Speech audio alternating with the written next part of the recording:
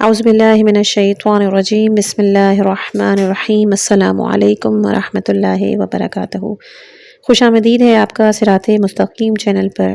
آج جس بک کا آڈیو ہم پیش کر رہے ہیں وہ ہے گناہ کبیرہ کہ جو کہ معروف عالم دین آیت اللہ دستغیب شیرازی کی تصنیف ہے۔ اس کتاب میں گناہوں کو بہت ہی تفصیل سے بیان کیا گیا ہے اور یہ کتاب ہم سب کی زندگیاں بہتر بنانے کے لیے رہنمائی کرے گی۔ تو آئیے اس حکمت کے سفر کا آغاز کرتے ہیں، لیکن اس آغاز کرنے سے پہلے کچھ جملے میں کہنا چاہوں گی، کیونکہ اس سے پہلے گناہان کبیرہ جلد اول، دوم اور سوم کے نام سے کچھ آڈیوز پڑھی ہوئی ہیں۔ تو اب آپ سوچیں گے میں نے الگ سے تمہید کیوں باندھی؟ وہ اس لیے کہ میں پہلے بھی بتا چکی ہوں کہ کیونکہ جب میں PDF سے ان کو ریکارڈ کر رہی تھی تو مجھے لگا کہ یہ پوری بکس ہیں، بٹ انفارچونیٹلی وہ 1، 2 اور 3 جو ہے وہ گناہان کبیرہ جلد اول کا ہی 3 سیکشن کر کے ڈالے گئے تھے۔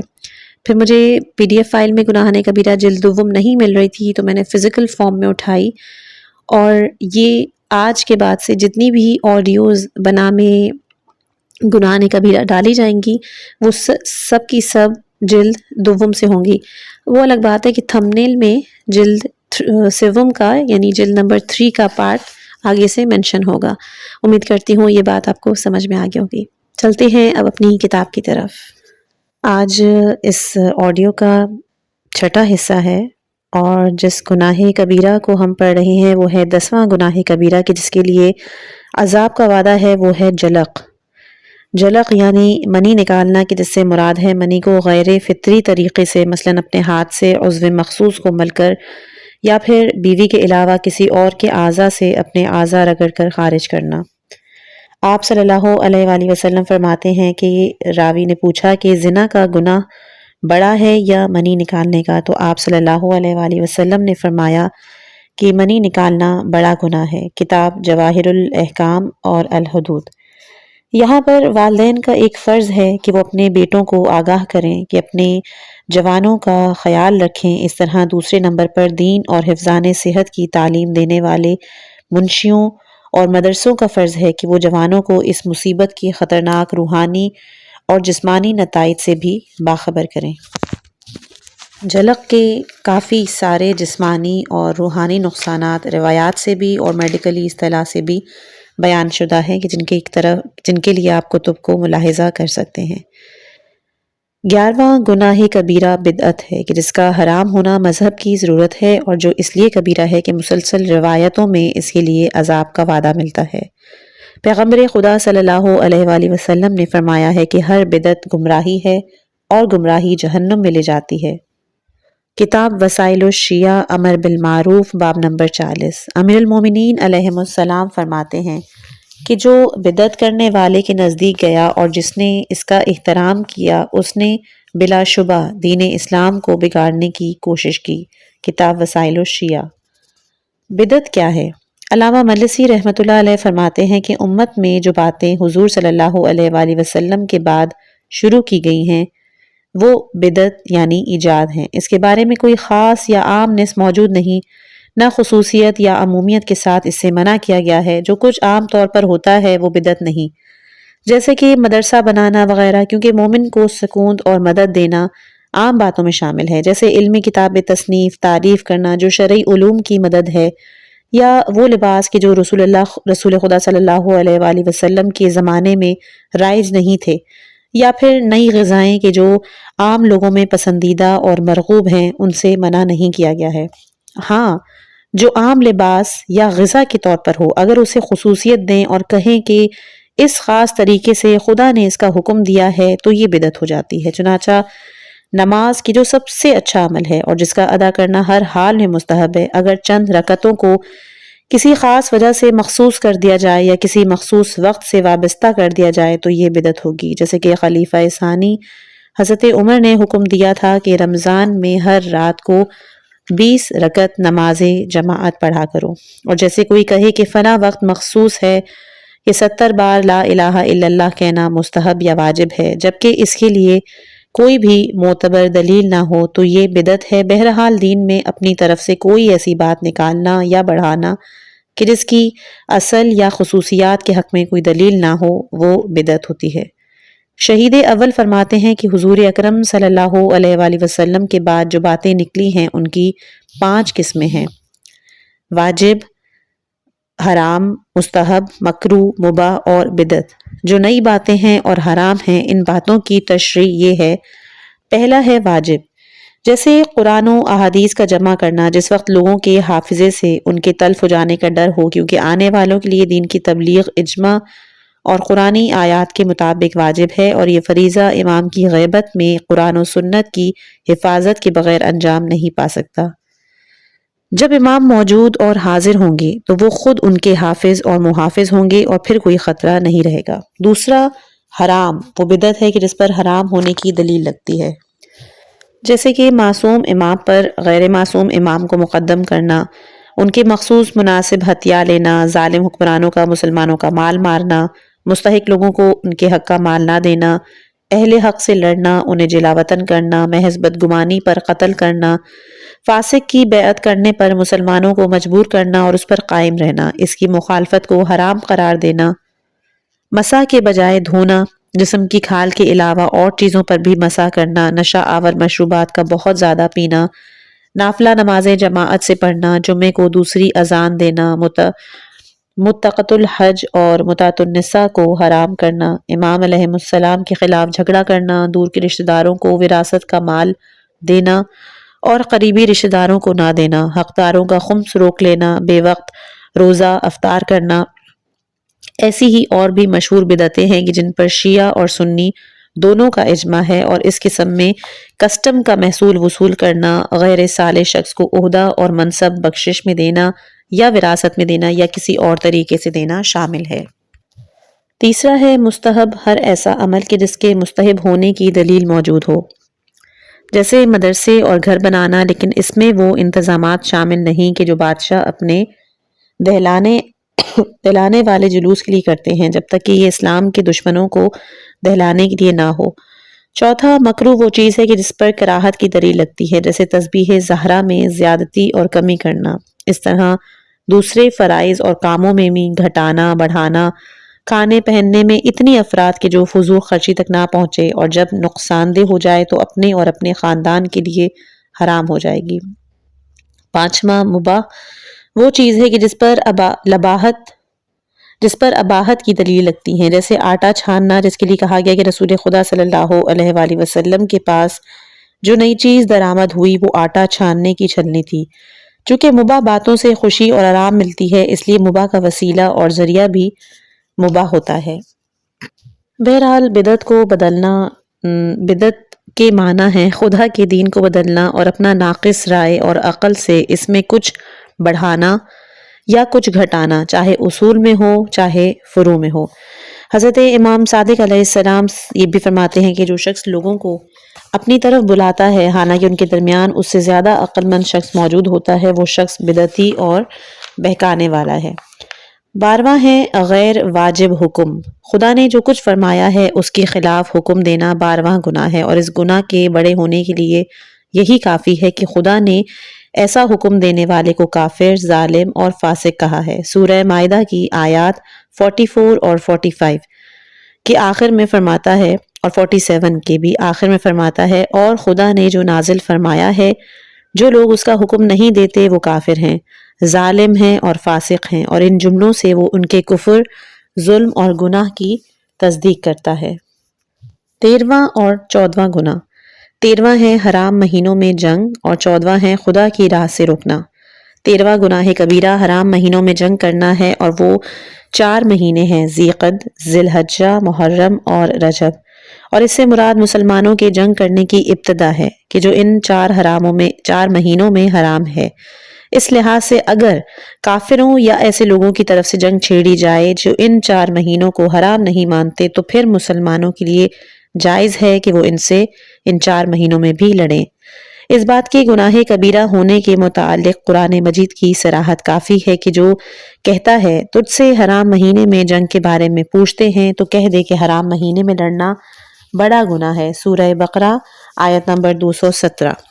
خدا کی راہ سے منع کرنا، خدا سے کفر کرنا، لوگوں کو مسجد الحرام سے روکنا، مسجد الحرام سے اس کے لوگوں کو باہر نکالنا، یہ 4 باتیں خدا کے نزدیک حرام مہینوں میں جنگ کرنے سے بھی زیادہ بڑا گناہ ہے۔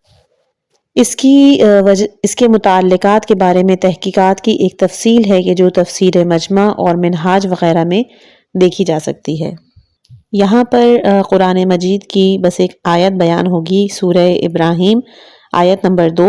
کافروں پر ان کے سخت عذاب کی وجہ سے افسوس ہے، انہوں نے دنیا کی زندگی کو پسند کیا اور اسے آخرت پر ترجیح دی، اور یہ دوسروں کو خدا کے راستے سے روکتے تھے۔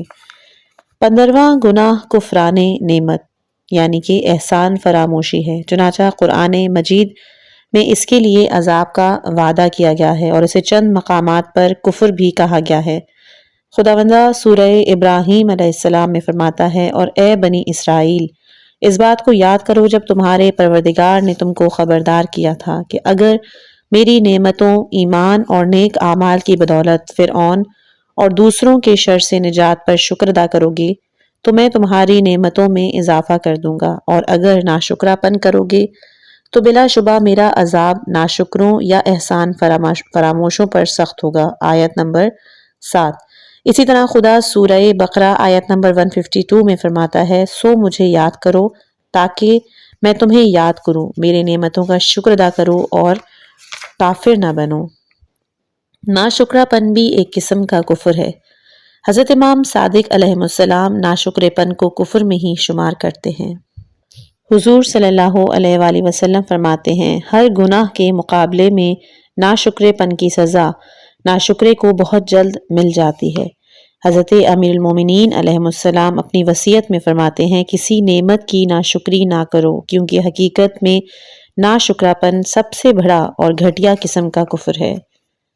کفران نعمت کے معنی نعمت کو چھپانا ہے، اور اس کی 3 قسمیں بیان ہوئی ہیں۔ پہلی ہے نعمت سے ناواقفیت، یہ سب سے بری اور شدید قسم ہے، اور اس کی 2 صورتیں ہیں۔ ایک نعمت سے ناواقفیت یا پھر بے خبری ہے، یعنی نہ سمجھنے کی وجہ سے نعمت کو نہیں پہچانتا، اس کی پرواہ نہیں کرتا، اسے نظر انداز کر دیتا ہے، اس کے ہونے نہ ہونے کو یکساں جانتا ہے۔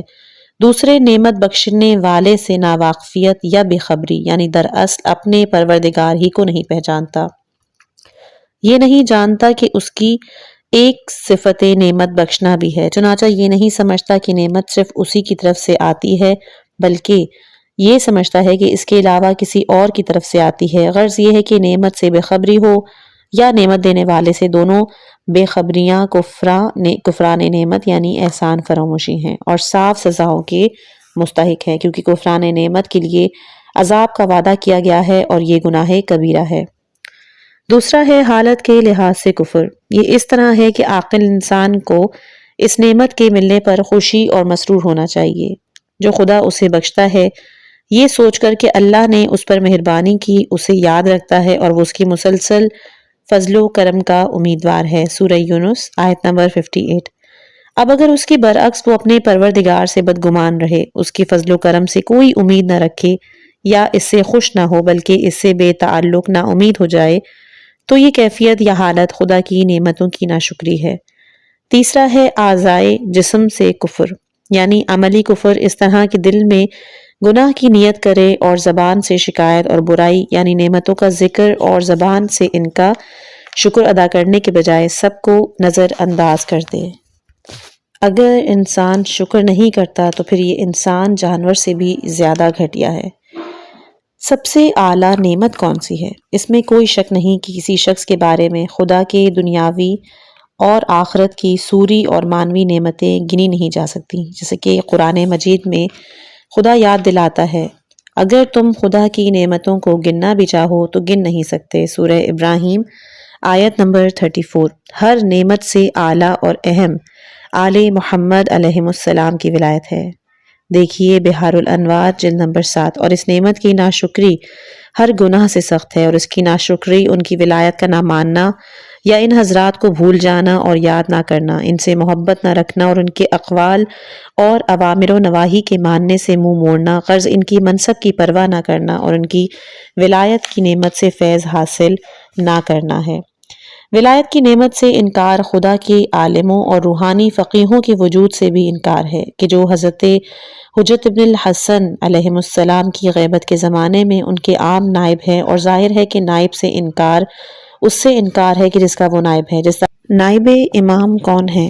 نائب امام وہ شخص ہوتا ہے کہ جو علوم آل محمد سے فیضیاب ہو چکا ہو اور یقین اور اطمینان کے مقام پر پہنچ گیا ہو، نفسانی کمالات کے لحاظ سے ہوا و ہوس کی قید سے آزاد ہو، نفس اور شیطان پر غالب آ چکا ہو اور عدالت کی صفت رکھتا ہو۔ اب یہاں پر ہم دوسرے باب کی دوسری فصل شروع کرتے ہیں۔ اس فصل میں کچھ ایسے گناہوں کا ذکر کیا جائے گا کہ جو منشائے کلام اور برتری کے لحاظ سے ان گناہان کبیرہ سے بڑے ہیں کہ جن کا پہلے باب اور دوسرے باب کی پہلی فصل میں بیان گزر چکا ہے، یا پھر قرآن مجید میں یا کسی معتبر نصب میں گناہان کبیرہ میں سے کسی ایک گناہ سے بھی بڑا ہونا علل عموم ثابت ہے۔ مثلا فتنہ کہ جسے قرآن مجید میں صاف طور پر قتل سے بھی شدید اور بڑا مانا گیا ہے۔ فتنے کے معنی اگرچہ کہ اہل لغت نے محل استعمال کے لحاظ سے فتنے کے 10 سے زیادہ معنی لکھے ہیں، لیکن یہاں فتنے کے وہ عام اور روایتی معنی مراد ہیں کہ جو اس کے اطلاق سے ظاہر ہوتے ہیں، اور وہ ہیں ہنگامہ کھڑا کرنا اور کسی ایک شخص یا جماعت کا آرام، آزادی اور امن غارت کرنا، دو یا دو سے زیادہ انسانوں کو لڑانا، دو دھڑے بنوانا اور عوام کو تکلیف اور مصیبت میں پھنسانا۔ فتنہ دینی کاموں میں بھی ہوتا ہے اور دنیا کے کاموں میں بھی۔ پھر دینی فتنے کی بھی کئی قسمیں ہیں۔ کبھی ایک شخص لوگوں کو گمراہ کرنے کی کوشش کرتا ہے اور انہیں دین حق قبول کرنے نہیں دیتا اور راستے میں اپنی زبان قلم سے شکوک و شبہات پیدا کرنے کی کوشش کرتا ہے، کبھی ان لوگوں کو ایذا پہنچا کر تنگ کر کے کہ جنہوں نے دین قبول کر لیا ہے دوسروں کو دین قبول کرنے سے روکتا ہے۔ مثلا آغاز اسلام میں مسلمانوں کے ساتھ مکے کے مشرکوں کا طرز عمل اور معاویہ ملعون کا حضرت امیر المومنین علیہ السلام کے شیعوں کے ساتھ برتاؤ۔ دینی فتنوں میں بدعت کا بھی شمار ہے۔ جن لوگوں نے اسلام میں نئے نئے طریقے ایجاد کیے اور مسلمانوں کو الگ الگ کیا اور عالم اسلام میں ہزاروں فتنے اور فسادات پیدا کیے، وہ بدترین فتنہ انگیز لوگ ہیں۔ یہی صورت شیعوں کے ایسے بھیدوں کے کھول دینے کی بھی ہے کہ جو ان کے اماموں نے مخالفوں کے بارے میں انہیں بتائے، کیونکہ ان سے مومنین کو نقصان اور تکلیف پہنچتی ہے۔ خلاصہ یہ ہے کہ جہاں تقیہ واجب ہو وہاں تقیہ نہ کرنا نقصان کا موجب ہوتا ہے۔ سورہ بقرہ آیت نمبر 61 اس آیت کے معنی بیان کرتے ہوئے وہ آیت ہے کہ وہ پیغمبروں کو ناحق قتل کر دیتے ہیں۔ یہ کہا گیا ہے کہ خدا کی قسم ان لوگوں نے پیغمبروں کو اپنی تلواروں سے قتل نہیں کیا بلکہ ان کے راز فاش کیے ہیں اور انہیں شہرت دی کہ جس سے وہ قتل ہو گئے۔ جو لوگ متحد اور متفق ہو کر خدا سے لو لگاتے ہیں، پیغمبر اور امام کا ذکر کرتے ہیں، ان میں زور زبردستی سے یا جماعت کے امام اور دینی پیشوا کے خلاف پیروکاروں میں ایک دوسرے کے خلاف شک اور بدگمانی پیدا کر کے ان میں جدائی ڈالنا، انہیں الگ الگ کر دینا، یعنی ان کے دلوں کا اتحاد ختم کر دینا، جو ہر برائی کی جڑ ہے اور خدا کو سخت ناپسند ہے۔ جیسا کہ بتایا گیا ہے کہ دینی فتنے کا گناہ قرآن مجید کی نص کے مطابق کسی انسان کے قتل کے گناہ سے بھی بڑا ہے، کیونکہ کسی انسان کا قتل تو ایک عارضی اور مستعاری دنیاوی زندگی کا ختم کرنا ہوتا ہے اور حقیقت میں اس دنیا کی برائیوں اور آفتوں سے چھٹکارا پانا ہے، لیکن دینی فتنے سے ابدی زندگی ختم ہو جاتی ہے، انسان دائمی نعمتوں سے محروم ہو جاتا ہے، اور جس قدر عالم آخرت دنیا سے بڑا اور اہم ہے بلکہ ناقابل قیاس ہے، دینی فتنہ بھی قتل انسان سے اتنا ہی بڑا اور اہم ہوتا ہے۔ اس کے علاوہ دینی فتنے غالب طور پر قتل اور خونریزیوں کی طرف لے جاتے ہیں۔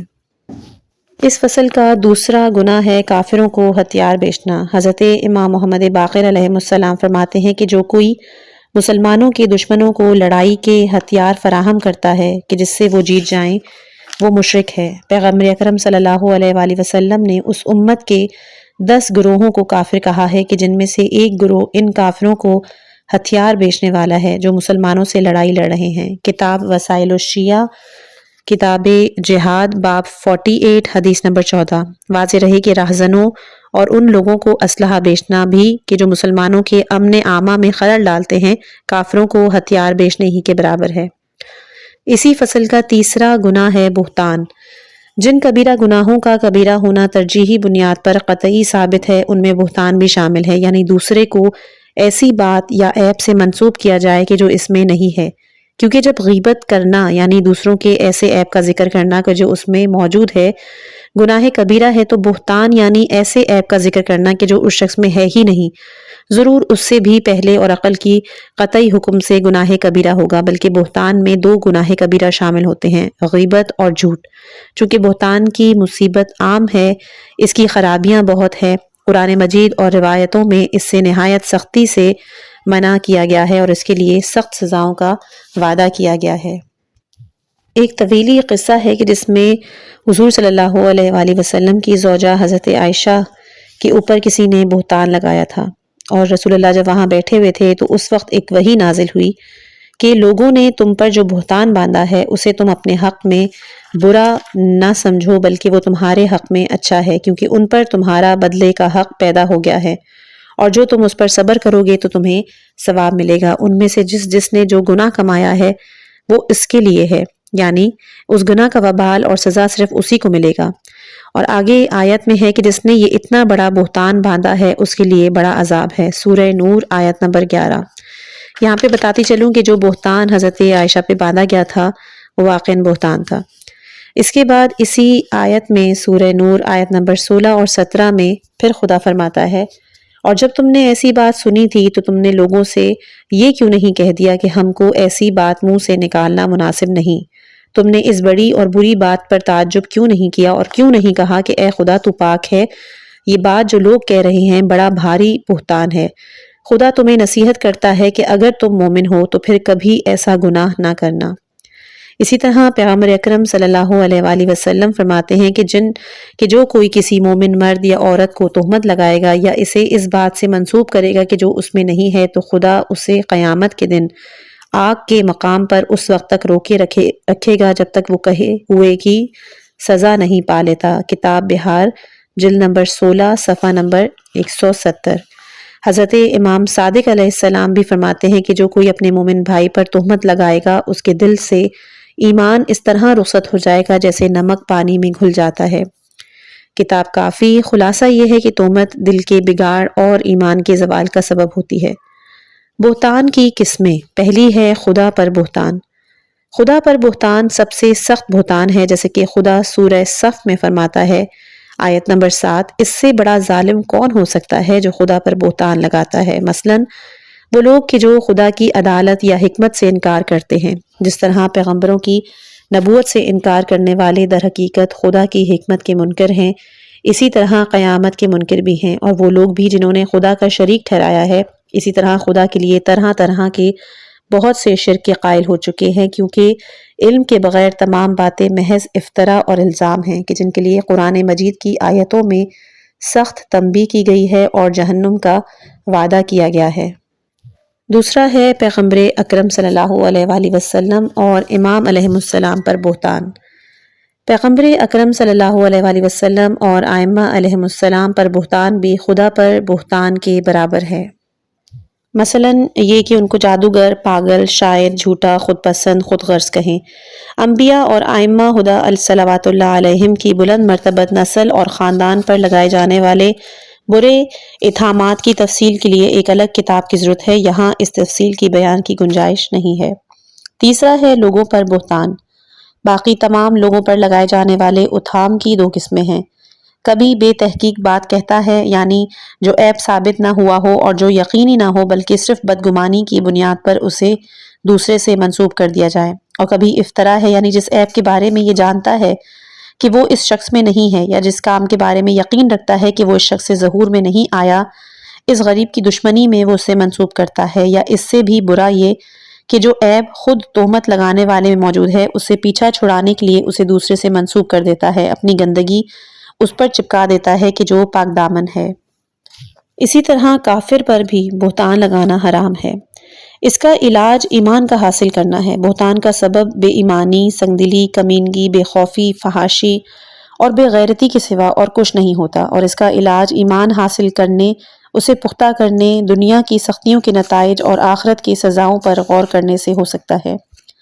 بدگمانی، دوسری قسم کے بہتان کا سبب کہ جس میں علم اور تحقیق کے بغیر کوئی بات کسی سے منسوب کر دی جاتی ہے غالباً بدگمانی ہے، یعنی کسی کی دیکھی یا سنی ہوئی بات کو خراب سمجھے اور اپنی بدگمانی پر چلے اور اس کام کے متعلق صحیح خیال اور صحیح سبب کی طرف توجہ نہ دے۔ لہٰذا قرآن مجید اور بہت سی روایتوں میں مسلمانوں کو دوسروں سے بدگمانی رکھنے کے خلاف منع کیا گیا ہے۔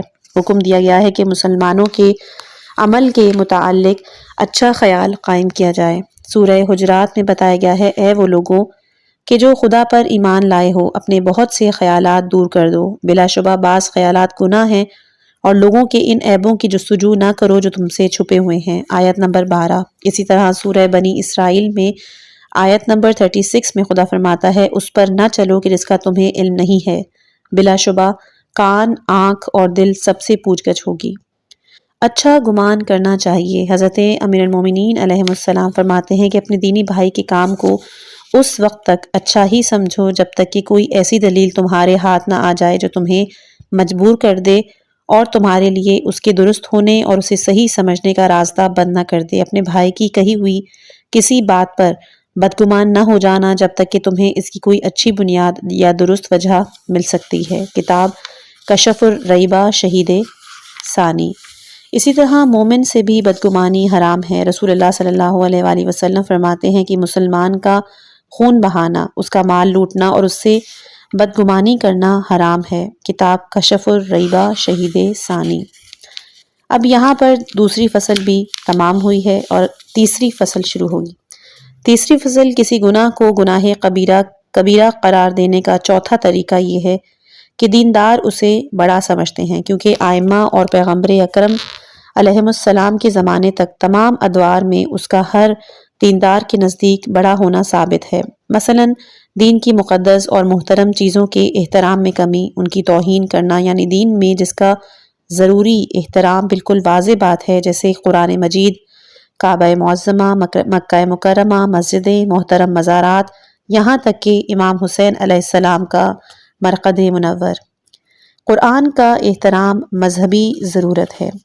یہ بات ہر مسلمان کے لیے نزدیک واضح ہے کہ قرآن سے بڑھ کر جو خدا کا کلام ہے، باعزت، شریف اور واجب الاحترام عالم اسلام میں کوئی بھی چیز نہیں۔ رسول خدا صلی اللہ علیہ وآلہ وسلم نے اسے سب سے گرا قدر اور دقیق چیز کہا ہے، جس میں تم مسلمانوں میں اپنے بعد دو بیش قیمت ترین چیزیں چھوڑے جا رہا ہوں۔ ان میں سے بڑی چیز قرآن ہے اور چھوٹی چیز میرے اہل بیت، یعنی علی، حسن، حسین، ان کی اولاد اور سادات علیہم السلام کی بزرگ نسل۔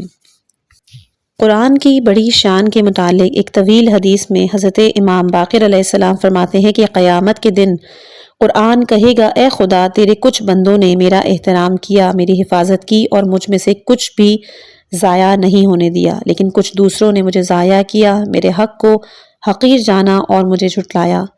غرض یہ کہ کسی مسلمان سے ڈھکی چھپی نہیں ہے کہ قرآن کی بے حرمتی کرنا گناہ کبیرہ۔ قرآن مجید کی توہین کے حرام اور اس کے احترام کے واجب ہونے کے بارے میں کچھ اہم باتیں بیان کر دی جائیں۔ پہلا ہے قرآن کی جلد، اس کے غلاف اور اس کی تحریر کی طرح اس کے ورق، یعنی ان مقامات کے جن پر قرآنی آیات تحریر نہیں ہیں، جیسے حاشیے، اس کی بھی حد تک حرام ہے، اس لیے ان کا نجس کرنا بھی حرام ہے، بشرطے کہ وہ توہین کا باعث ہو اور اس صورت میں اس کا پاک کرنا واجب ہوگا۔ دوسرا ہے نجس روشنائی سے قرآن لکھنا حرام ہے، اور اگر نجس روشنائی سے لکھا جائے یا لکھے جانے کے بعد نجس ہو جائے تو اس کا پاک کرنا واجب ہوگا، اور اگر پاک نہ ہو سکے تو اسے مٹا دیا جائے۔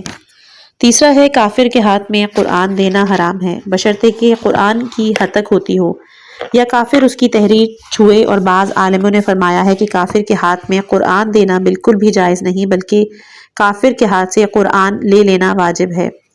چوتھا کہ جب قرآن یا اس کا کوئی ورق یا کسی معصوم کی دعا، انگوٹھی جس پہ خدا کا نام یا امام حسین علیہ السلام کا مزار وغیرہ ایسی چیز کندہ ہو جو دین اور مذہب میں محترم مانی جاتی ہو، جس کی حد تک حرام اور جس کا احترام واجب ہو، اگر خدا نہ کرے کھڈی یا کموڈ میں گر پڑے تو واجب ہے کہ فوراً نکال کے پاک کیے جائے، اس پر کتنا ہی زیادہ خرچہ کیوں نہ آئے، اور جب تک نکال نہ لی جائے اس وقت تک اس کھڈی کا استعمال حرام ہے، اور اگر اس کا نکالنا ممکن ہی نہ ہو تو کھڈی بند کر دی جائے تاکہ پھر استعمال نہ ہو سکے۔ 5واں ہے محدث شخص کا، یعنی ایسے شخص کا جسے نماز پڑھنے کے لیے وضو یا غسل کرنا ہے۔ قرآن کی تحریر چھونا حرام ہے، چاہے ہاتھ سے چھوئے، چاہے ہونٹوں سے یا پھر دوسرے اعضاء سے۔ اسی طرح 6 ہے شیخ انصاری علیہ الرحمہ مقاصد محرمہ کے خاتمے میں فرماتے ہیں کہ فقیہوں کی ایک جماعت نے صاف کہہ دیا ہے کہ قرآن مجید کا کاروبار یعنی کہ خرید و فروخت حرام ہے۔ اس حکم کی سند کے لیے انہوں نے ایک روایت لکھی ہے کہ جس پر بحث کے لیے یہاں پر گنجائش نہیں، اس کی بنا پر صرف قرآن مجید کی جلد اور اوراق کے لحاظ سے خرید و فروخت کی جائے، اس کی مبارک تحریر کے لحاظ سے نہ کی جائے۔ بہتر یہ ہے کہ خریدار جو رقم دیتا ہے وہ ہدیے کے طور پر دے، قرآن کی قیمت کے طور پر نہ دے، اور بیچنے والا بھی قرآن کو ہدیے کے طور پر دے، فروخت کے طور پر نہ دے۔ واضح رہے کہ جس طرح قرآن مجید کی ہتک حرام اور گناہان کبیرہ ہے، اسی طرح ان دعاؤں کی کہ جو معصومین علیہم السلام سے ملتی ہیں، جیسے صحیفہ سجادیہ، اور ان حدیثوں اور روایتوں کی کہ جو ان بزرگوار سے ہم تک پہنچی ہیں، ہتک بھی حرام ہے۔ مثلا ان کا زمین پر گرنا یا ان پر پیر رکھنا وغیرہ، جسے عام طور پر ہتک سمجھا جاتا ہے۔ اس فصل کا دوسرا ہے کعبے کی ہتک۔ قرآن مجید کے بعد عالم اسلام میں کعبے سے بڑھ کر کوئی چیز معزز اور محترم نہیں ہے، اور یہ بات ہر مسلمان پر اس قدر واضح ہے کہ سب لوگ بلا تردید اس کی توہین کو گناہ کبیرہ بلکہ اس کی بعض حالتوں اور قسموں کو ارتداد اور کفر کا باعث سمجھتے ہیں۔ صدوق علیہ الرحمہ حضرت امام صادق علیہ السلام سے نقل فرماتے ہیں کہ بلا شبہ خدا کے نزدیک 3 چیزیں اتنی محترم ہیں کہ کوئی چیز ادب اور احترام میں ان کے برابر نہیں۔ ان میں پہلی ہے قرآن مجید جو خدا کی حکمت اور اس کا نور ہے، دوسری ہے کعبہ معظمہ کہ جسے لوگوں کا قبلہ قرار دیا گیا ہے، اور تیسری ہے پیغمبر صلی اللہ علیہ وآلہ وسلم کی اطرت صلوات اللہ علیہم یعنی آل محمد۔ خداوند عالم سورہ مائدہ میں فرماتا ہے کہ اے ایمانداروں، خدا کی نشانیوں کی بے حرمتی حلال نہ سمجھو۔ توہین کے درجے، جیسا کہ بیان کیا جا چکا ہے کہ توہین کے بعض درجے کفر اور ارتداد کا موجب ہیں، مثلا اسے ڈھانا یا جان بوجھ کر نجاست میں لتھیڑنا یا ساننا یا ویسا کرنا جیسا قرآن کی ہتک کی گفتگو میں ذکر ہے۔ ہتک کے تمام درجوں میں سے کچھ درجے بیان کیے جاتے ہیں۔ پہلا، حرم میں الحاد۔ مکہ معظمہ میں جس قسم کا اور خلاف شرع گناہ واقع ہوگا وہ بیت اللہ اور بلد حرام کی ہتک اور توہین ہے۔ حضرت امام صادق علیہ السلام فرماتے ہیں کہ مکہ معظمہ میں جو ظلم بھی کوئی شخص اپنے اوپر کرتا ہے، جیسے چوری یا کسی اور پر کرتا ہے یا خدا کے شرعی قانون کی خلاف ورزی کرتا ہے، میں اسے الحاد سمجھتا ہوں۔ اسی لیے پرہیزگار لوگ حرم میں ٹھہرنے سے پرہیز کرتے ہیں۔ دوسرا ہے حرم امن کی جگہ ہے۔ جب کوئی شخص حرم کے باہر کوئی جرم یا چوری کر کے حرم میں پناہ لے لیتا ہے تو اسے نہیں پکڑ سکتا، اس کے ساتھ اس وقت تک اٹھنا بیٹھنا ملنا جلنا ترک کر دینا چاہیے اور لین دین میں بھی سختی برتنا چاہیے جب تک کہ وہ اپنی مرضی سے حرم سے نکل نہیں جاتا، پھر اسے سزا دے سکتے ہیں۔ لیکن اگر کسی نے حرم کے اندر کوئی ایسا کام کیا ہے کہ جس کا قصاص یا حد یا تعزیر مقرر ہو تو حرم میں ہی اس سے قصاص لینا اور اس پر حد جاری کرنا چاہیے۔ تیسرا ہے جانور کو مار ڈالنا، گھاس کھودنا۔ حرم میں اونٹ، گائے، بھیڑ اور مرغ کے علاوہ ہر جانور کا مار ڈالنا حرام ہے، البتہ کالا سانپ، بچھو، چوہے، جوں اور مچھر یعنی ہر ایذا پہنچانے والی جانور کا مار ڈالنا کہ جس کے مار ڈالنے سے برائی دور ہوتی ہے وہ جائز ہے۔ دیکھیے کتاب مستند الشیعہ صفحہ نمبر 318۔ حرم میں اگا ہوا درخت اکھاڑنا اور گھاس کھودنا بھی حرام ہے، اس کے لیے دیکھیے کتاب حج مستند صفحہ نمبر 214۔ احرام باندھے بغیر حرم میں داخل ہونا۔ مکہ معظمہ بلکہ حرم میں احرام کے بغیر داخلہ جائز نہیں ہے، یعنی سال کے دنوں میں جب کوئی حرم اور مکہ معظمہ میں جانا چاہے تو اس پر میقات سے احرام باندھ لینا واجب ہے۔ وہ احرام باندھ کر داخل ہو، طواف، سعی اور تقصیر کے بعد احرام کھول سکتا ہے، بجز اس شخص کے کہ جو اکثر حرم اور حرم سے باہر کے درمیان آتا جاتا رہتا ہے، جیسے لکڑہارا اور قاصد، اور بجز اس شخص کے کہ جس کے پچھلے احرام داخل ہونے کے درمیان میں 1 ماہ سے کم کا عرصہ گزرا ہو، جسے گناہ کبیرہ کہا گیا ہے، جیسا کہ بیان گزر چکا ہے کہ اس مسئلے سے متعلق گردانہ ہے، یعنی مکہ معظمہ میں احرام کے بغیر داخل ہونا۔ اسی طرح پیشاب کرتے وقت یا پخانہ کرتے وقت قبلے کی طرف منہ یا پیٹھ کرنا حرام ہے، چاہے جنگل بیابان میں ہو یا آبادی اور عمارت کے اندر۔ احتیاطاً بچے کو بھی قبلے کی طرف منہ یا پیٹ کر کے نہ بٹھائیں، البتہ اس نے خود ہی ایسا کیا ہو تو روکنا واجب نہیں۔ اگر بالغ اور عاقل نے بھی ایسا کام کیا اور وہ مسئلہ نہیں جانتا تو اسے سمجھانا چاہیے، اور اگر جانتا ہے اور اس نے جانتے بوجھتے ایسا کیا تو اسے نہیں از منکر کی روح سے روکنا واجب ہے۔ اس باب کا تیسرا ہے مسجدوں کی توہین۔ جو مکان مسجد کے نام سے کسی مسلمانوں کے ہاتھوں، چاہے وہ شیعہ ہو یا کسی اور اسلامی فرقے کا ہو، بنایا جاتا ہے، اس کا احترام واجب ہے۔ اس کی توہین مثلاً اسے ڈھانا یا نجاست سے آلودہ کرنا ہر دیندار کے نزدیک گناہ کبیرہ ہے، کیونکہ اس کے نزدیک یہ بات واضح ہے کہ مسجد خدا سے منسوب ہوتی ہے۔ مسجد میں نجاست پھیلانا بھی حرام ہے۔ مسجد کو پاک کرنا واجب ہے۔ جنابت میں مبتلا مرد یا عورت اور حیض و نفاس میں مبتلا عورت کا مسجد میں ٹھہرنا حرام ہے۔ اسی طرح مستحب ہے کہ مسجد میں چراغ جلائیں، مسجد کو پاک رکھیں، اس میں داخل ہوتے وقت بایاں پہلے پاؤں اندر رکھیں اور باہر جاتے وقت پہلے بایاں پاؤں باہر نکالیں۔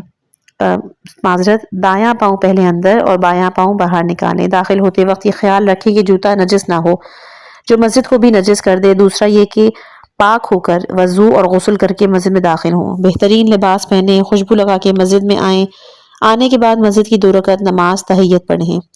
مسجدوں میں ہو کر گزرنا مکروہ ہے، البتہ نماز تحیت پڑھیں اور نکل جائیں۔ اگر دوسری نماز میں بھی پڑھنا چاہیں تو کوئی حرج نہیں۔ مسجد میں تھوک نہیں ڈالنا چاہیے، نہ سونا چاہیے، نہ اذان کی سی آواز سے چیخنا چاہیے، نہ کسی کھوئے ہوئے شخص کا اعلان کرنا چاہیے۔ واعظ اور پند کے علاوہ دوسری قسم کے اشعار بھی نہیں پڑھنے چاہیے۔ مسجد میں دنیا کی باتیں نہیں کرنی چاہیے۔ مسجد میں خرید و فروخت بھی مکروہ ہے۔ پیاز یا لہسن یا کوئی ایسی چیز کھا کر بھی مسجد میں نہیں آنا چاہیے کہ جس کی بو منہ سے آتی ہو۔ بچے اور پاگل کو مسجد میں نہیں جانے چاہیے۔ یہ چیزیں مکروہ ہیں۔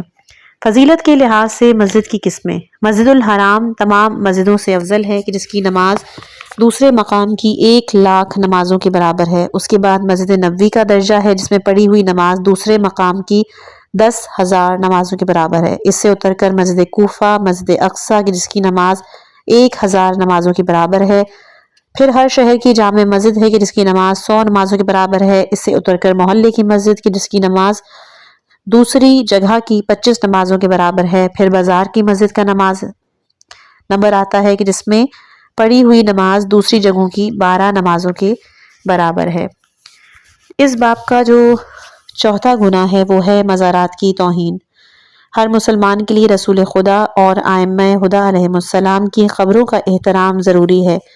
ان کی توہین ہر دیندار کے نزدیک بڑا گناہ ہے۔ مزارات کے احترام کے بارے میں بہت سی روایتیں ملتی ہیں، یہاں صرف ایک ہی پر اکتفا کیا جاتا ہے جو تہذیب شیخ سے نقل کی گئی ہے۔ رسول خدا صلی اللہ علیہ وآلہ وسلم نے امیر المومنین سے فرمایا: اے علی، خدا نے تمہاری اور تمہاری اولاد کی قبروں کو بہشت کے مقبرے اور حصے قرار دیا ہے۔ پاک لوگوں کے دلوں کو ان کی پیدائش سے اور اپنے منتخب بندوں کو تمہاری طرف مائل کر دیا ہے۔ وہ تمہارے پاس آنے میں ہر تکلیف اور ذلت برداشت کرتے ہیں، پھر وہی تمہاری قبروں کو بھی آباد کرے گا، اور یہ لوگ خدا کے قرب اور اس کے پیغمبر کی دوستی کی خاطر ان قبروں کو بھی زیارت کریں گے۔ اے علی، یہی مخصوص لوگ قیامت میں میری شفاعت پانے والے، میرے پاس حوض کوثر پر آنے والے اور میرے پڑوسی ہوں گے۔ اے علی، جو شخص ان قبروں کی تعمیر کرے گا وہ ان کے پاس پہنچے گا، وہ ایسا ہوگا جیسے اس نے بیت المقدس کی تعمیر میں سلیمان کی مدد کی ہے، اور جو ان قبروں کی زیارت کرے گا اسے 7 غیر واجب حجوں کا ثواب ملے گا، اور وہ گناہوں سے اس طرح پاک ہو جائے گا کہ واپس ہوتے وقت گویا اپنی ماں کے پیٹ سے پیدا ہوا ہو۔ اے علی، تم کو مبارک ہو، تم اپنے دوستوں کو بھی ان نعمتوں کی مبارکباد دو جو نہ کسی آنکھ نے دیکھی، نہ کان نے سنی، نہ جن کا خیال کسی کے دل میں گزرا، لیکن کچھ ذلیل اور کمینے لوگ ہیں کہ جو تمہاری قبروں کے زائروں کو اس طرح برا بھلا کہتے ہیں کہ ان کی توہین کرتے ہیں جس طرح کسی بدکار عورت کو ملامت کرتے ہیں۔ یہ میری امت کے بدذات اور فسادی لوگ ہیں، ان کو میری شفاعت حاصل نہیں ہوگی اور یہ میرے پاس حوض کوثر پر بھی نہیں پہنچیں گے۔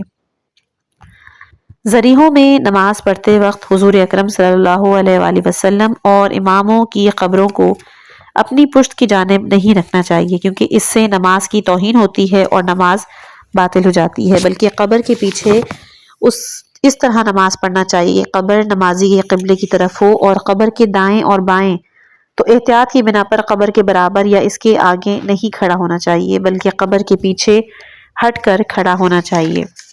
امام حضرت حجت ابن الحسن اجلہ تعالی فرجہ الشریف سے روایت ہے کہ معصوم کی قبر کے آگے اور دائیں اور بائیں صرف نماز پڑھنا جائز نہیں ہے، کیونکہ کسی کو امام کے آگے یا برابر نہیں آنا چاہیے۔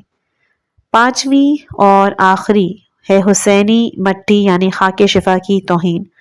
حضرت امام حسین علیہ السلام کی قبر مطہر کے چاروں طرف 1 میل یا 4 میل یا 4 فرسخ یعنی 12 میل تک کی جو مٹی تبرک کے طور پر یعنی اس سے شفا حاصل کرنے یا اس پر سجدہ کرنے کی غرض سے یا اس کے دوسرے خواص اور اثرات کی وجہ سے اٹھائی جاتی ہے، تمام شیعوں کے نزدیک اس کے احترام کا لازم ہونا بالکل ظاہر ہے، اور اس پر سب کا اتفاق ہے کہ اس کی توہین بہت بڑا گناہان کبیرہ ہے، اور حضرت امام سجاد علیہ السلام کے وقت سے آج تک ایسا ہی سمجھا جاتا رہا ہے۔ اس مٹی کی توہین صاحب قبر کی بھی توہین ہے، اور امام علیہ السلام کی توہین کا گناہ کبیرہ ہونا ظاہر ہے، یعنی مذہب کی ضرورت ہے۔ جنازے کے ساتھ خاک شفا۔ ایک بدکردار عورت تھی، جب اس کے حرامی بچہ پیدا ہوتا تھا تو وہ اسے اپنے گھر والوں کے ڈر سے آگ کے تنور میں جلا دیتی تھی۔ اس کی ماں کے سوا اس چیز سے کوئی بھی واقف نہیں تھا۔ جب وہ مری اور اسے دفن کیا تو زمین نے اسے قبول نہیں کیا اور باہر اگل دیا۔ اسے دوسری جگہ دفنایا گیا۔ پھر ایسا ہوا اس کے گھر والوں نے حضرت امام صادق علیہ السلام کو اطلاع دی، اور آپ نے اس کی ماں سے پوچھا کہ تیری بیٹی زندگی میں کیا گناہ کرتی تھی؟ ماں نے اپنی بیٹی کی بدکاری بتا دی تو امام نے کہا کہ اسے زمین قبول نہیں کر رہی ہے، کیونکہ اس نے خدا کی مخلوق پر خدا کا عذاب ڈھایا ہے۔ پھر امام نے فرمایا کہ اس کی قبر میں تھوڑی سی خاک شفا رکھ دو۔ جب لوگوں نے ایسا کیا تو زمین ٹھہر گئی اور اس نے اسے قبول کر لیا۔ یہ ہے مستند الشیعہ کتاب الطہارہ صفحہ نمبر 202 اور لیال الاخبار صفحہ نمبر 425، منقول از وسائل الشیعہ از علامہ در کتاب منتہی المطلب۔ قبر میں میت کے چہرے کے سامنے بھی تھوڑی سی خاک شفا رکھ دینا مستحب ہے۔ خاک کی توہین ہلاک کر دیتی ہے۔ شیخ علیہ الرحمہ نے اسی کتاب میں یہ بھی نقل کیا ہے کہ موسیٰ بن عبد العزیز نے بیان کیا تھا، یوحنا نامی ایک عیسائی طبیب مجھے ملا اور بولا، میں تجھے تیرے پیغمبر کے حق اور تیرے دین کی قسم دیتا ہوں، مجھے بتا کہ وہ شخص کون ہے کہ جس کی قبر کی زیارت کرنے کے لیے لوگ ابن حبیرہ کے محل کے نواح یعنی کربلا میں جاتے ہیں؟ کیا وہ تمہارے پیغمبر کا صحابی ہے؟ میں نے کہا نہیں، وہ امام حسین علیہ السلام ہمارے پیغمبر کے نواسے ہیں۔ اب مجھے تو بتا کہ تو نے مجھ سے یہ کس لیے پوچھا؟ اس نے کہا کہ اس کے بارے میں میرے پاس ایک عجیب و غریب خبر ہے۔ ہارون رشید کے ملازم شاپور نے ایک رات کو مجھے بلایا۔ جب میں اس کے پاس پہنچا تو مجھے موسیٰ ابن عیسیٰ کے گھر لے گئے، جو کہ خلیفے کا رشتہ دار تھا۔ میں نے دیکھا کہ وہ اپنے بستر پر بے ہوش پڑا ہے اور اس کے سامنے ایک تشت تھا کہ جس میں اس کی تمام آنتیں پڑی ہوئی تھیں۔ ہارون نے انہیں دونوں سے کوفے سے بلایا تھا۔ شاپور نے موسیٰ کے خاص نوکر سے پوچھا کہ یہ میں اسے کس حالت میں دیکھ رہا ہوں؟ اس نے کہا کہ اب سے 1 گھڑی پہلے یہ نہایت ہی تندرست اور اچھی حالت میں تھا اور اپنے ہم نشینوں سے باتیں کر رہا تھا۔ وہاں پر بنی ہاشم میں سے بھی ایک شخص موجود تھا۔ کہنے لگا کہ مجھے ایک ایسی سخت بیماری ہو گئی کہ میں نے بہتیرا علاج کروایا لیکن فائدہ نہ ہوا۔ آخر میرے منشی نے مجھ سے کہا کہ حسین علیہ السلام کی مٹی منگوا کر اس سے علاج کرو، اور میں نے ایسا کیا اور میں ٹھیک ہو گیا۔ تو وہ موسیٰ پوچھتا ہے کہ تیرے پاس کچھ مٹی بچی ہے؟ اس نے کہا۔ اس پر اس نے آدمی بھجوا کر وہ خاک شفا منگوائی۔ موسیٰ نے لے کر حقارت سے اپنے کولوں میں لگائی اور پھر فوراً ہی چلانے لگا، انار انار، میرے آگ لگ گئی ہے، تشت لاؤ۔ لوگوں نے تشت لا کے رکھا اور یہ جو کچھ تشت میں ہے اسی کے اس جسم کے اعضاء سے نکلا ہے۔ اس کے ہم نشین پریشان ہو گئے اور وہ محفل سوگ میں بدل گئی۔ شاپور نے مجھ سے کہا، ذرا قریب آ کر دیکھ تو کیا تو اس شخص کے علاج کی کوئی تدبیر کر سکتا ہے؟ میں نے ایک چراغ منگوایا اور تشت پہ نگاہ ڈالی تو اس میں اس کا جگر، تلی، سب، دل، حتیٰ کہ دل بھی اس کے تشت میں پڑا تھا۔ مجھے بڑی حیرت ہوئی۔ میں نے کہا کہ حضرت عیسیٰ کے سوا کہ جو مردوں کو زندہ کرتے ہیں اس کا علاج تو کوئی بھی نہیں کر سکتا۔ شاپور نے کہا، تو ٹھیک کہتا ہے، لیکن یہی رہو تاکہ یہ معلوم ہو کہ اس کا انجام کیا ہوگا۔ میں رات کو انہی لوگوں کے پاس رہا اور صبح کے وقت وہ واصل جہنم ہو گیا۔ راوی بیان کرتا ہے کہ یوحنا اپنے دین عیسوی کے باوجود مدتوں تک آتا رہا اور قبر حسین کی زیارت کرتا رہا۔ آخر میں مسلمان ہو گیا اور اس کا اسلام بہت اچھا ثابت ہوا۔ بہار کی 10ویں جلد کے آخر میں یہی حکایت نقل کی گئی ہے۔ سوال و جواب۔ اس کتاب کی پہلی اشاعت کے بعد بعض لوگوں نے پوچھا تھا کہ کیا اور دوسرے گناہ کے جو اس کتاب میں نہیں گنائے گئے ہیں یقینی طور پر صغیرہ ہیں یا ان کے کبیرے ہونے کا بھی احتمال ہے؟ اور کچھ لوگوں نے پوچھا تھا کہ جن گناہوں کا اس کتاب میں ذکر نہیں کیا گیا اسلام میں ان کے علاوہ دوسرے گناہ بھی ہیں یا نہیں؟ چونکہ ممکن ہے کہ کچھ اور لوگ بھی یہ دونوں باتیں جاننا چاہتے ہوں، اس لیے اب کہ اس کتاب کی تیسری اشاعت کی تیاری ہو رہی ہے تو ان دونوں سوالوں کا جاننا چاہیے کہ اسلام کے فقہا رضوان اللہ تعالی علیہم نے تمام واجبات اور محرمات کو، عبادات کو، کتابوں میں معاملات کو، مثلاً فروخت اور ٹھیکے کے ابواب میں ایک جانبہ فرائض شرعی جیسے طلاق میں حدود اور دیت خوں بہا تک تفصیل سے بیان کر دیا ہے۔ شیخ عاملی علیہ الرحمہ نے کتاب ہدایہ و نہایہ میں کتاب طہارت کے واجبات اور محرمات تک بیان کیے ہیں، اور کتاب کے آخر میں وہ کہتے ہیں کہ اس کتاب میں جمع کیے ہوئے تمام واجبات کی تعداد 1535 اور محرمات کی تعداد 1448 ہے۔ اس سے پتہ چلتا ہے کہ اس کتاب میں جتنے گناہوں کا ذکر کیا گیا ہے وہ ان گناہوں کے مقابلے میں کہ جن کا ذکر نہیں کیا گیا 10ویں حصے سے بھی کم ہیں۔ دوسرے گناہوں کا کبیرہ ہونا بھی ممکن ہے۔ اس کتاب میں جتنے گناہان کبیرہ کا ذکر ہے ان کی تعداد تک محدود رہنے کے بارے میں ہم کتاب کے شروع میں کہہ چکے تھے کہ اس سے ان گناہوں کے شرح کرنا مقصود تھا کہ جن کا کبیرہ ہونا مسلم اور قطعی ہے۔ یہ مراد نہیں تھی کہ گناہان کبیرہ صرف انہی تک محدود ہیں۔ چنانچہ دوسرے گناہ کہ جن کا اس کتاب میں ذکر نہیں کیا گیا ہے غیر واضح اور شک کی حالت میں باقی ہیں، یعنی جس طرح ان کا صغیرہ ہونا ممکن ہے اسی طرح وہ کبیرہ بھی ہو سکتے ہیں۔ قطعی کبیرہ گناہوں کی ایک فہرست اس کتاب کے رائٹر نے بنائی ہے کہ جو تقریباً پہلی سے شروع ہوتے ہیں اور 70 گناہان کبیرہ ہیں جن کی فہرست ہے کہ میں اس کی انشاءاللہ اسکرین شاٹ ڈال دوں گی، تو آپ سے گزارش ہے کہ آپ اس اسکرین شاٹ کی اپنے موبائل میں تصویر لے لیجیے گا، اسکرین شاٹ لے لیجیے گا اور پھر ان گناہوں کو پڑھ لیجیے گا۔ 2 یا 3 تصویریں ہیں کیونکہ گناہ کافی زیادہ ہیں۔ ان تصویروں کے بعد اب ایک اور تصویر آپ کے سامنے آئے گی کہ وہ ان گناہوں کی فہرست ہے کہ جن کے کبیرہ ہونے میں شک ہے، اور وہ ہیں 18۔ ان 18 کی بھی تصویر آپ کے سامنے واضح ہو گئی ہوگی، تو اس کی بھی آپ اسکرین شاٹ لے لیں، زوم کر کے آپ ان گناہوں کو بھی پڑھ سکتے ہیں، لیکن یہ بہرحال یاد رکھیے گا کہ ان گناہوں کی فہرست ہے کہ جن کے کبیرہ ہونے میں شک ہے۔ اس کے بعد آغا لکھتے ہیں کہ جو محرمات خرید و فروخت، اجارہ، ہبہ، غصب وغیرہ کے معاملات کے سلسلے میں بیان ہوئے ہیں وہ بھی جان لیں تاکہ انہیں ترک کر دیا جائے، یہاں تک کہ کوئی کسی سے کوئی چیز لے لے، اس کا مالک شرم اور مجبوری سے اجازت بھی دے دے تو بھی اس کے کام میں لانا حرام ہے، کیونکہ وہ غصب کرنے یعنی مار لینے کے برابر ہے۔ یہ بھی جاننا چاہیے کہ غصب مال جاری رہنے والا گناہ ہے، یعنی جس وقت بھی کوئی کسی مالک کو اس کی چیز واپس کر سکتا ہے، واپس نہ کرے تو ہر گھڑی وہ گناہ تازہ ہوتا رہے گا۔ اسی طرح نکاح اور طلاق کے محرمات کا علم بھی ہونا چاہیے، انہیں ترک کرنا چاہیے۔ کھانے پینے کے بارے میں بھی محرمات کا علم ہونا چاہیے تاکہ انہیں ترک کیا جا سکے، چونکہ ان کا تشریح شدہ بیان عملی رسالوں میں آ چکا ہے، اس لیے انہیں دہرانے سے گریز کیا جاتا ہے۔ یہاں پہ اس کتاب کا پہلا باب، دوسرا باب کی جس کی 3 فصلیں تھیں وہ تینوں یہاں پہ اختتام پذیر ہوتی ہیں۔ اس کے بعد 2 حصے ہیں کہ جو خاتمے کے عنوان میں آئیں گے، جس میں پہلا حصہ توبہ کے حوالے سے بتایا گیا ہے اور دوسرے حصے میں جگانے والی حکایتیں ہیں کہ جو انشاءاللہ ہم اگلی آنے والی آڈیو میں پیش کریں گے، اور وہ اس کتاب کی آخری آڈیو ہوگی۔ خداوند متعال کا شکر ادا کرتے ہیں کہ اس ویڈیو کے ذریعے سے اہم باتوں پہ روشنی ڈالی گئی ہے۔ اللہ ہمیں اپنی ہدایت دے اور ہم سب کو گناہوں سے بچنے کی توفیق عطا فرمائے۔